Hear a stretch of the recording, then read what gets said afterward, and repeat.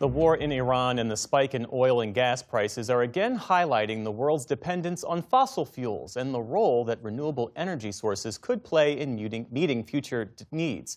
At the same time, demand on the U.S. electric grid continues to grow, but the Trump administration has moved to roll back subsidies and incentives for some renewables, including solar. A new industry report finds solar installations fell 14% over the past year. Our science correspondent, Miles O'Brien, reports on the effort to build more capacity for the nation's power needs. It's part of our periodic series, Tipping Point. 40 miles south of San Antonio, Texas, near the small town of Christine, the San Miguel Electric Cooperative Plant, built more than 40 years ago, burns lignite coal, the lowest grade, most carbon-intensive fossil fuel.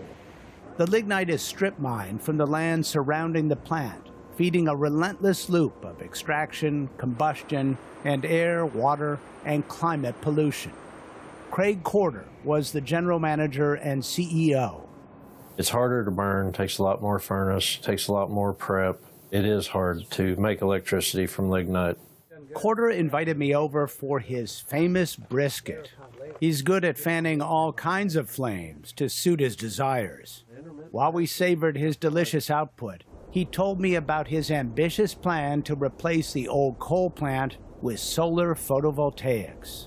They're getting cheaper and cheaper. They are competitive, and a lot of people like them. The cooperative model is, how can we produce this reliably at the lowest cost possible for our end customer? And solar is now the cheapest option. To match the output of the old coal plant, Corder planned a 400-megawatt solar farm paired with 200 megawatts of battery storage. During the Biden years, he secured a $1.4 billion federal loan to fund the transition through a program created by the Inflation Reduction Act. While the San Miguel Cooperative has not had its loan clawed back, the Trump administration is determined to unwind Biden's push toward renewables. We're getting rid of the falsely named renewables. By the way, they're a joke. They don't work.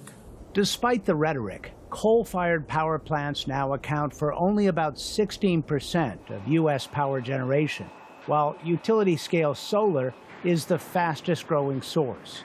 Almost 70 gigawatts of new capacity are slated to come online in the next 2 years. Worldwide, solar is now the dominant source of new power coming onto the grid.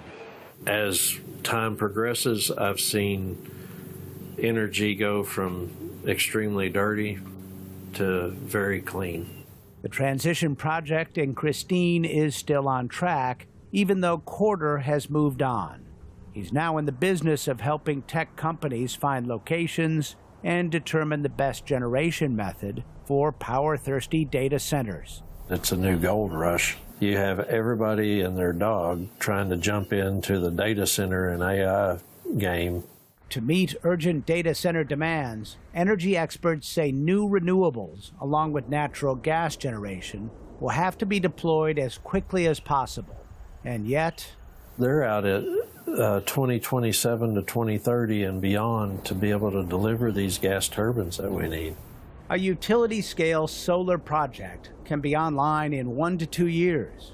Building a gas plant takes much longer. The waiting list to buy a gas turbine generator is now at least 3 years, and in many cases twice that. Site selection and permitting add even more time. But the experts say wind, solar, and battery storage are not yet able to deliver the 24/7 power the AI industry demands. GE Vernova, one of the world's largest gas turbine suppliers, is working through a backlog exceeding 80 gigawatts. Pablo Koziner is the Chief Commercial and Operations Officer. So it's a good time to be in the gas turbine business, isn't it? It's a great time to be in energy. For the past 20 years, the business has grown about 1 to 2% a year. But the flat line is now a hockey stick, along with the demand. So in the U.S. alone, what we expect is that we will need 50% more electric power in the next 20 years. That's a staggering number. And we haven't seen that type of growth since the 1950s, right after World War II. Tech companies are demanding many gigawatts of power as soon as possible. This is absolutely a new moment for the U.S. energy sector. Bobby Hollis is the vice president of energy at Microsoft. The company has struck a power purchase deal with the owner of the 3 Mile Island nuclear plant in Pennsylvania. It would mean a mothballed reactor there would come back online to generate power for AI. What are the projections you see for the rising demand for artificial intelligence, large language models? We know that there's for sure growth happening on the AI sector. We know it's going to be larger probably than cloud is now, but cloud is still in the single-digit percentages as far as global energy consumption. Others are offering more specific guesses.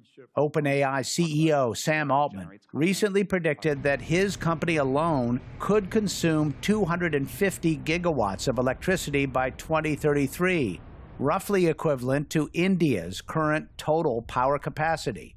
In terms of long-term strategic investments for the U.S. to make, I can't think of anything more important than energy. Tech companies are scrambling to find data center locations. One of the biggest moves so far, Microsoft's $7 billion investment in Mount Pleasant, Wisconsin, where it is building one of the largest and most powerful data centers in the United States. Wisconsin presented an incredible opportunity for us to come in because there was surplus capacity and surplus infrastructure that could serve us quickly and allow us to build and to do it in a way that actually reduced costs for those customers. But Microsoft is facing strong opposition to many proposed projects. There are concerns about increased carbon emissions, water consumption, and the rapidly rising cost of electricity. In Wisconsin, the company is vowing to foot the bill for grid upgrades, transmission, and additional generation capacity needed to serve its load.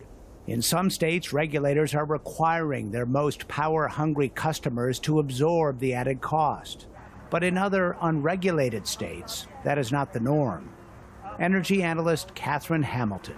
Whether it's transmission build-out or distribution build-out or new power plants, all customers foot the bill for that. Residential utility bills have risen almost 30% since 2021. But Hamilton says data centers are just one of many reasons.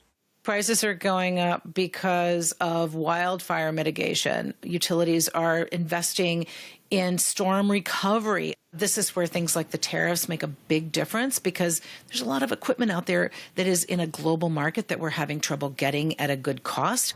In addition, utilities nationwide have been investing heavily in upgrading our century-old grid. As it turns out, GE's fastest-growing business is building all the devices that connect power plants to the grid, transmission equipment, energy storage, and software to improve efficiency. That's a very quick way to release more capacity. Now, some of that you can do with the help we provide through software and upgrades and transmission, but a lot of that also depends on regulation and permitting and a lot of other things that have to enable that. The country is suddenly hungry for more power, much more.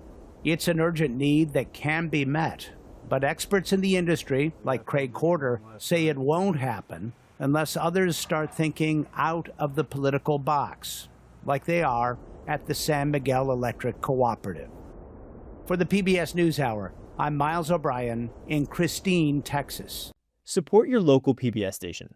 Your local station needs you now.